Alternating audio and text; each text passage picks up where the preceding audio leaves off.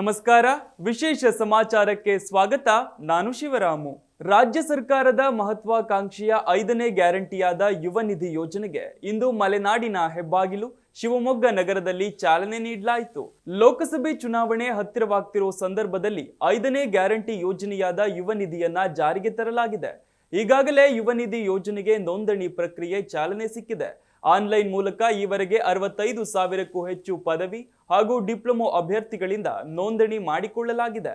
ನೋಂದಣಿ ಮಾಡಿಕೊಂಡ ಫಲಾನುಭವಿಗಳ ಖಾತೆಗೆ ಹಣ ಪಾವತಿಸುವ ಪ್ರಕ್ರಿಯೆಗೆ ಶಿವಮೊಗ್ಗದಲ್ಲೇ ಅಧಿಕೃತವಾಗಿ ಇಂದು ಚಾಲನೆ ದೊರೆಯಿತು. ಗಣರಾಜ್ಯೋತ್ಸವದಲ್ಲಿ ಕರ್ನಾಟಕದ ಸ್ತಬ್ಧ ಚಿತ್ರವನ್ನು ಸೇರಿಸುವಂತೆ ಕೇಂದ್ರ ರಕ್ಷಣಾ ಸಚಿವ ರಾಜನಾಥ್ ಸಿಂಗ್ಗೆ ಸಿಎಂ ಸಿದ್ದರಾಮಯ್ಯ ಪತ್ರ ಬರೆದಿದ್ದಾರೆ. ಕಳೆದ 15 ವರ್ಷಗಳಿಂದ ಕರ್ನಾಟಕ ಕರ್ತವ್ಯ ಪಥದಲ್ಲಿ ನಡೆಯುವ ಪೆರೇಡ್ನಲ್ಲಿ ಭಾಗಿಯಾಗಿ ಹಲವು ಪ್ರಶಸ್ತಿ ಗಳಿಸಿದೆ. ಬ್ರ್ಯಾಂಡ್ ಬೆಂಗಳೂರು ಟ್ಯಾಬ್ಲೋ ಪೆರೇಡ್ನಲ್ಲಿ ಬೆಂಗಳೂರನ್ನ ಪ್ರತಿನಿಧಿಸುತ್ತೆ. ಬೆಂಗಳೂರು ಯುನೆಸ್ಕೋದ 2ನೇ ಬೆಸ್ಟ್ ಸುಂದರ ಏರ್ಪೋರ್ಟ್ ಎಂಬ ಖ್ಯಾತಿ ಗಳಿಸಿದೆ.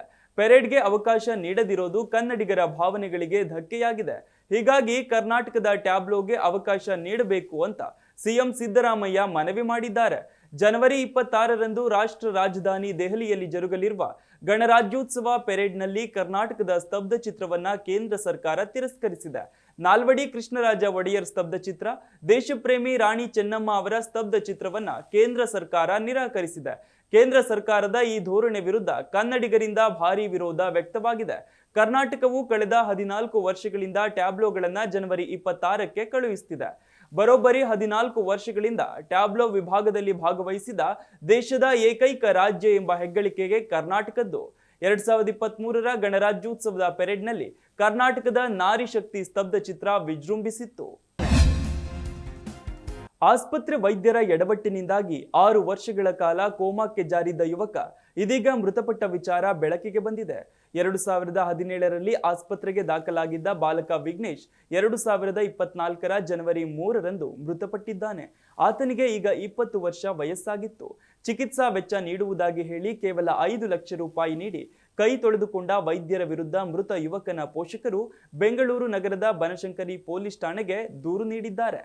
ಹರ್ನಿಯಾ ಚಿಕಿತ್ಸೆಗೆಂದು 2017ರ ಏಪ್ರಿಲ್ 4ರಂದು ವಿಘ್ನೇಶ್ನನ್ನ ಪೋಷಕರು ಸುಬ್ರಹ್ಮಣ್ಯ ನಗರದಲ್ಲಿರುವ ಖಾಸಗಿ ಆಸ್ಪತ್ರೆಗೆ ದಾಖಲಿಸಿದ್ರು. ಶಸ್ತ್ರಚಿಕಿತ್ಸೆ ಸಮಯದಲ್ಲಿ ವೈದ್ಯರು 3 ಬಾರಿ ಅನಸ್ತೇಶಿಯಾ ನೀಡಿದ್ರು. ಇದರಿಂದಾಗಿ ಪ್ರಜ್ಞೆ ಕಳೆದುಕೊಂಡಿದ್ದ ವಿಘ್ನೇಶ್ ಕೋಮಾಕ್ಕೆ ಜಾರಿದ್ದನು. ಘಟನೆ ಸಂಬಂಧ ಬನಶಂಕರಿ ಪೊಲೀಸ್ ಠಾಣೆಗೆ ಕುಟುಂಬಸ್ಥರು ದೂರು ಸಹ ನೀಡಿದ್ರು.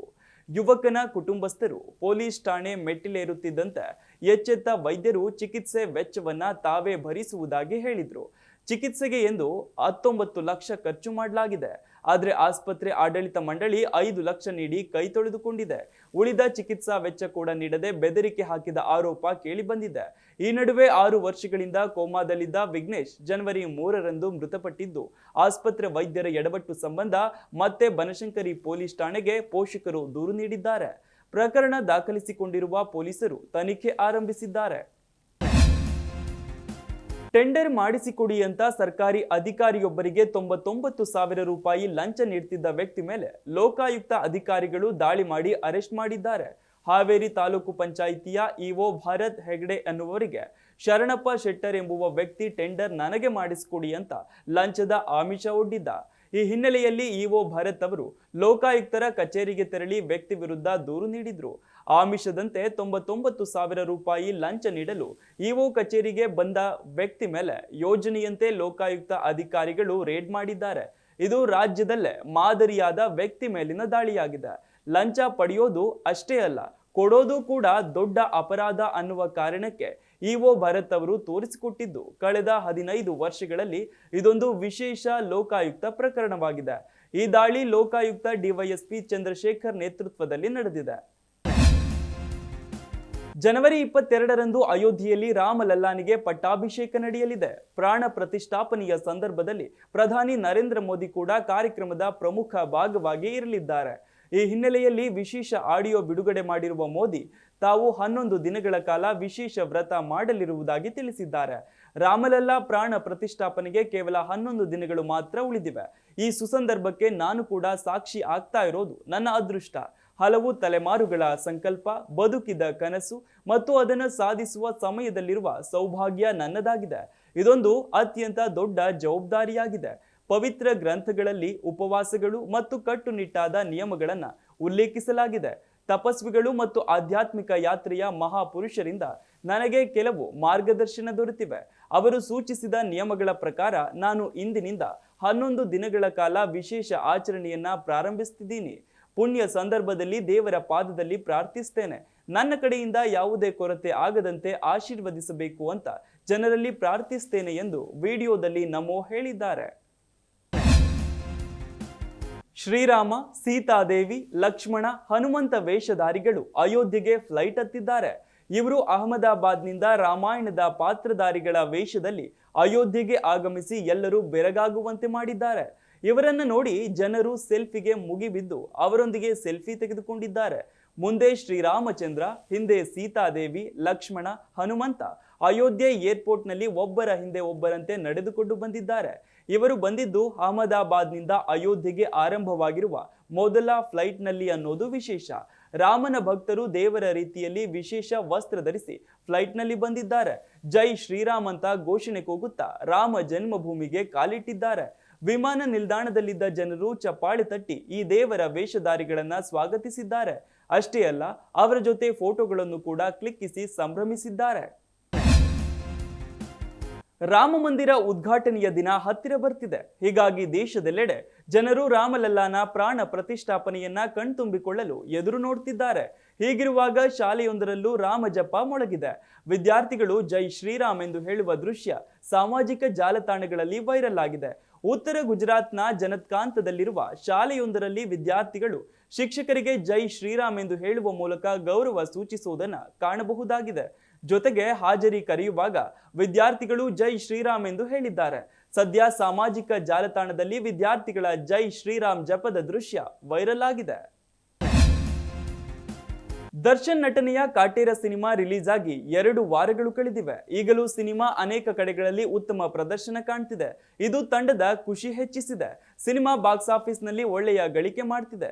ಸಿನಿಮಾದ ಗಳಿಕೆ ಹೀಗೆಯೇ ಮುಂದುವರೆದ್ರೆ 200 ಕೋಟಿ ರೂಪಾಯಿ ಕ್ಲಬ್ ಸೇರಬಹುದು ಅಂತ ಅವರ ಅಭಿಮಾನಿಗಳು ಊಹಿಸಿದ್ದಾರೆ. ಡಿಸೆಂಬರ್ 29ರಂದು ರಿಲೀಸ್ ಆದ ಚಿತ್ರವನ್ನ ಜನರು ಮೆಚ್ಚಿಕೊಂಡ್ರು. ದರ್ಶನ್ ನಟನೆ, ಚಿತ್ರದ ಕಥೆ ಹಾಗೂ ತರುಣ್ ಸುಧೀರ್ ನಿರ್ದೇಶನಕ್ಕೆ ಅಭಿಮಾನಿಗಳು ಫುಲ್ ಮಾರ್ಕ್ಸ್ ನೀಡಿದ್ರು. ಈ ಚಿತ್ರ 2 ವಾರಕ್ಕೆ ಬರೋಬ್ಬರಿ 157 ಕೋಟಿ ರೂಪಾಯಿ ಕಲೆಕ್ಷನ್ ಮಾಡಿದೆ. ಕಾಟೇರ ಸಿನಿಮಾ ಮೊದಲ ವಾರದಲ್ಲಿ 406 ಚಿತ್ರಮಂದಿರ ಹಾಗೂ 72 ಮಲ್ಟಿಪ್ಲೆಕ್ಸ್ ನಲ್ಲಿ ಪ್ರದರ್ಶನ ಕಂಡಿತ್ತು. 2ನೇ ವಾರದಲ್ಲಿ ಥಿಯೇಟರ್ ಸಂಖ್ಯೆ 462ಕ್ಕೆ ಏರಿಕೆಯಾಯಿತು. 3ನೇ ವಾರದಲ್ಲಿ 416 ಚಿತ್ರಮಂದಿರಗಳಲ್ಲಿ ಕಾಟೇರ ಪ್ರದರ್ಶನ ಕಾಣ್ತಿದೆ. ಮಲ್ಟಿಪ್ಲೆಕ್ಸ್ ಸಂಖ್ಯೆ 72 ಇದೆ. 2 ವಾರಗಳಲ್ಲಿ ಬರೋಬ್ಬರಿ 24,17,441 ಟಿಕೆಟ್ಗಳು ಮಾರಾಟ ಆಗಿವೆ. ಇದು ಚಿತ್ರತಂಡದ ಖುಷಿಯನ್ನ ಇನ್ನಷ್ಟು ಹೆಚ್ಚಿಸಿದೆ. ಇನ್ನು ಕೆಲವು ದಿನಗಳ ಕಾಲ ಕಾಟೇರ ಅಬ್ಬರಿಸಲಿದೆ. ನಟಿ ಮಹಾಲಕ್ಷ್ಮಿ ಹಾಗೂ ನಿರ್ಮಾಪಕ ರವೀಂದರ್ ಮದುವೆ ವಿಚಾರ ಆಗಾಗ ಚರ್ಚೆ ಆಗ್ತಲೇ ಇರುತ್ತೆ. ಅವರನ್ನ ಮದುವೆಯಾದ ವಿಚಾರಕ್ಕೆ ನಟಿ ಸಾಕಷ್ಟು ಬಾರಿ ಟ್ರೋಲ್ ಕೂಡ ಆಗಿದ್ದಾರೆ.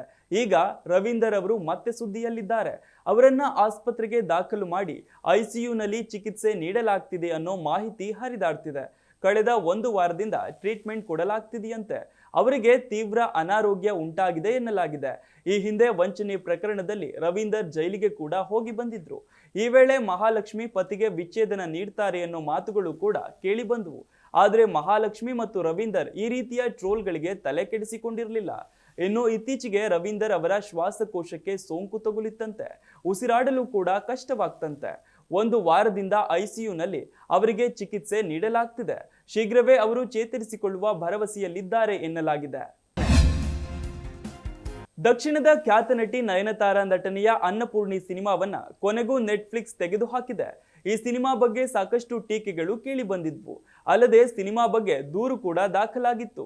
ಹಿಂದೂ ಭಾವನೆಗಳಿಗೆ ಧಕ್ಕೆ ಮಾಡಲಾಗಿದೆ ಎನ್ನುವ ಕಾರಣಕ್ಕಾಗಿ ಚಿತ್ರದ ವಿರುದ್ಧ ಸಾಕಷ್ಟು ಪ್ರತಿಭಟನೆ ಕೂಡ ಮಾಡಲಾಗಿತ್ತು. ನಾನಾ ಕಡೆಗಳಲ್ಲಿ ಅನ್ನಪೂರ್ಣಿ ಸಿನಿಮಾ ಬಗ್ಗೆ ದೂರುಗಳು ದಾಖಲಾಗುತ್ತಿದ್ದಂತೆಯೇ OTTಯಿಂದಲೇ ಚಿತ್ರವನ್ನ ತೆಗೆದುಹಾಕಲಾಗಿದೆ.